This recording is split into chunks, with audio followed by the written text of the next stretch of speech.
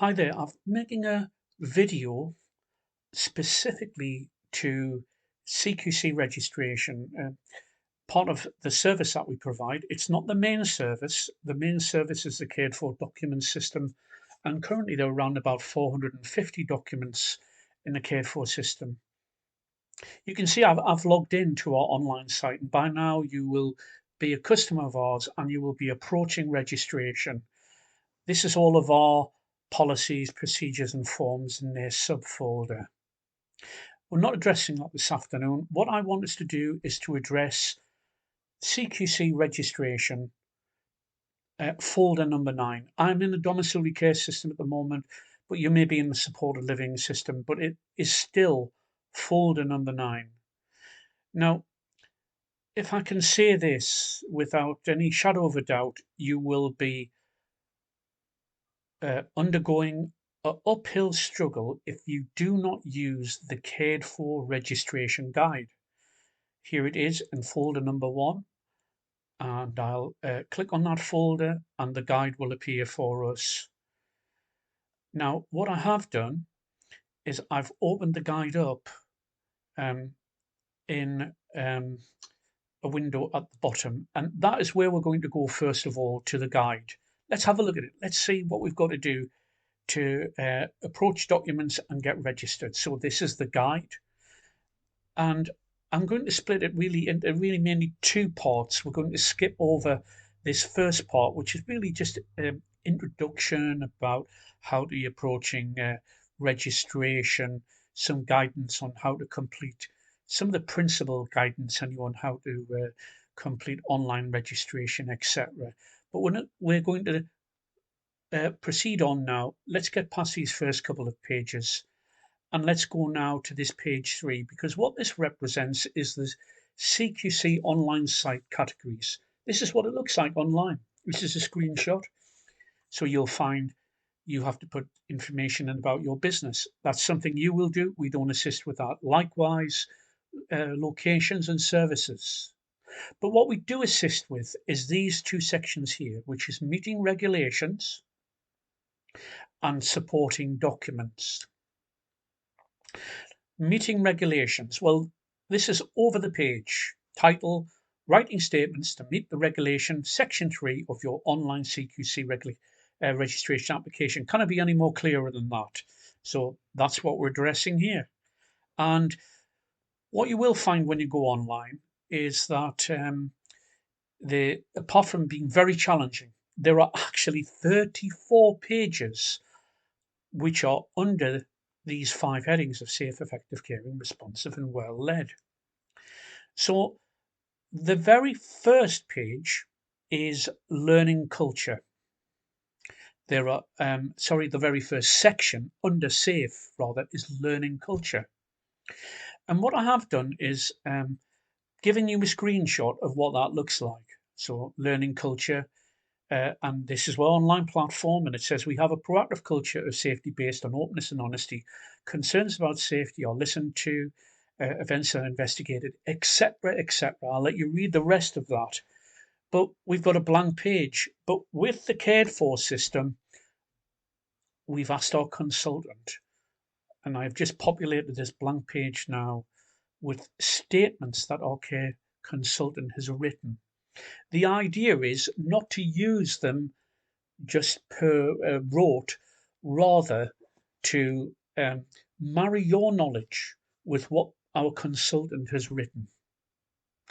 There are also some supporting policies around what lessons learned might contain also. But let's stick with the statements. So I've opened up a document beforehand, and this is what it looks like, by the way, online. It's in this folder here, which is the folder number 4, and or subfolder number 4. So let's go back now and see what those statements look like. So that mirrors what we've got in the guide here. This is not the guide now. This is the statements first page. It's identical to what's in the guide, but we now have 34 pages.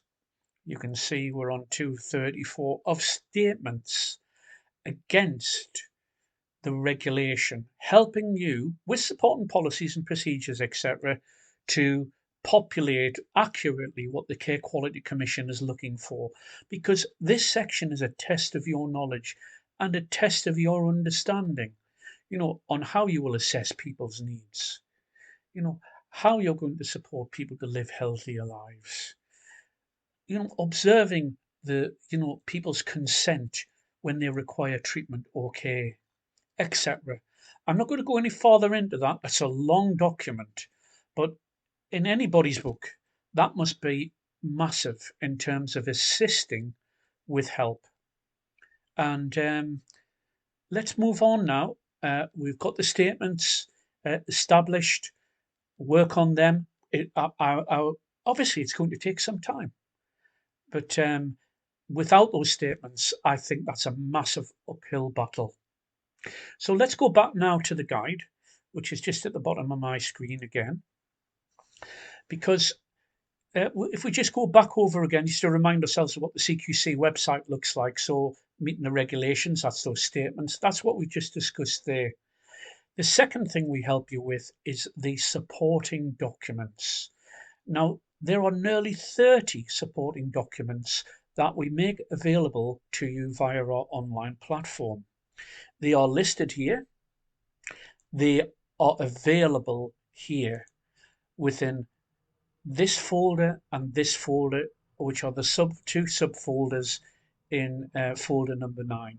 So there is all of the policies and procedures that you need to work on to before you submit them to CQC.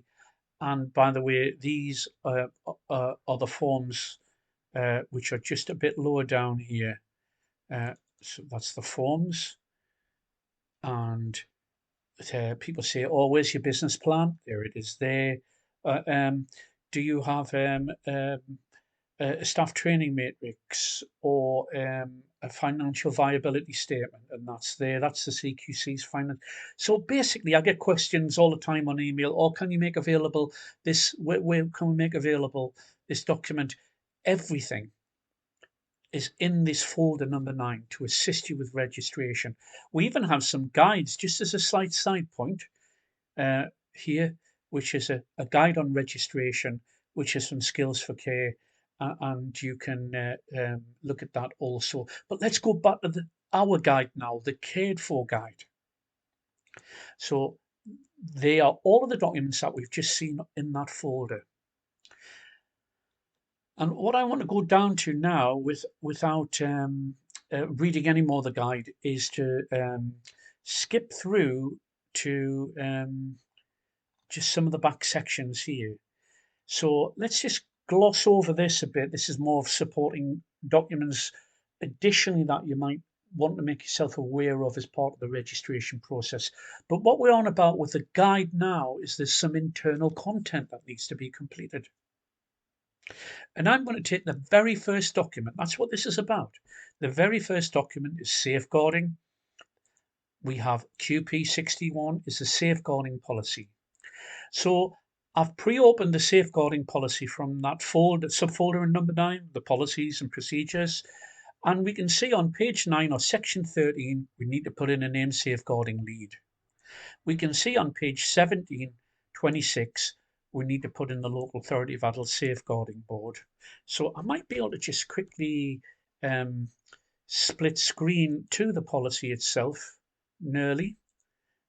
Just give me a second, because things have come up where I didn't want to, which always happens when you do these sort of demonstrations. And let me just, here we are. I think we've got there now. So what we're looking for now from the guide is putting in the name safeguarding lead, and what it's telling us is to put it's telling us where to locate that. Sorry, we're just having a little bit of a jump around here. That's where we are. I'm just going to drag that over. So it's saying page 9 or section 13 is the named safeguarding lead. So page 9, well, there's 7, 8, page 9 or section 13 is a name safeguarding lead.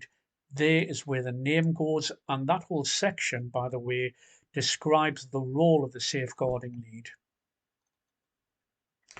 Couple of more examples. Next down, page 17 or section 26, put in the local authority of adult safeguarding board in there.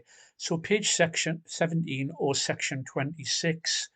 So there's section 20, nearly there now. Here's 26, and here is the safeguarding board and telephone number, etc. Next one, same page, is local social services safeguarding team. Well, that's underneath. And the review of the policy, page 17 or section 27, which is right underneath. And all of those need filling in. And never underestimate how important they are. At the moment, the screening process is, it's difficult to navigate past, and the screening team at the inspection unit are looking for this sort of key content, and it must be in the policies. If it's not, this document or any other document that's missing content is likely to be returned to you. So I think that really suffices really for everything about registration. I'm trying to keep things relatively short, and there's a checklist here, for instance, of whether you should have, where you should put things in as well. So just in conclusion, the guide is critical. We get so many calls or emails. I can't find this document, and I can't. Well, they haven't gone. That customer has not gone to folder number 9 on the cared for system online, and they haven't located the documents in their subfolders, and they have not located the guide, which is here in section 9. Without it, without labouring the point, you're going to have an even bigger uphill battle than is currently the challenge. So you must use the guide. Uh, and thank you so much for listening to my video, and I hope that was helpful.